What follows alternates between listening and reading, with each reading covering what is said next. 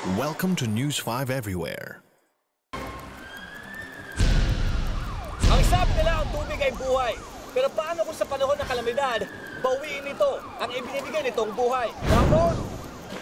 Kaya paalaan namin ngayong panahon ng tag-ulan, maging handa at alerto dahil kaakibat ng malakas at walang tigil na pag-ulan ang hindi maiwasang pagbaha.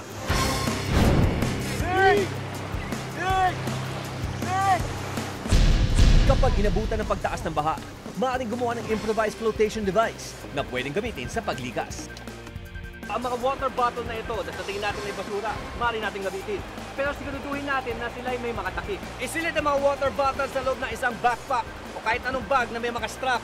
Isa na ang bag para sigurado hindi makakalabas sa mga water bottle at suotin itong pabaliktad sa ating harapan. Maaari tayong lumusong. Sa maniwala kayo sa hindi, ang maong o jeans ay pwede gamitin na pampalutang. Unang-una, siguraduhin basa ang pantalon. Susunod, itali ang mga laylayan para hindi makalabas ang hangin.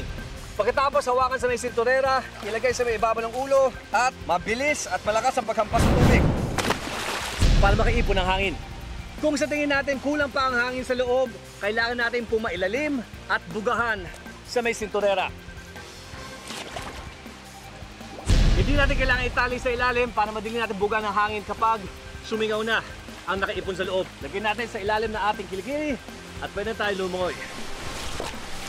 Ang ngit-ngit na kalikasan kapag humagupit, matindi kung lumagasa. Kaya ngayong panahon ng tag-ulan, mag-ingat po tayo at laging maging alerto. At tandaan po, sa anumang insidente, tumawag agad sa Rescue 5 hotline sa numero 922-5155. Dalang Rescue 5 mula aksidente sa kalsada hanggang sa bahay mo.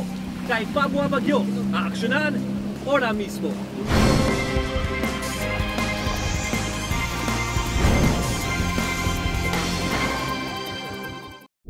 Be sure to come back. News 5 Everywhere. Copyright 2013.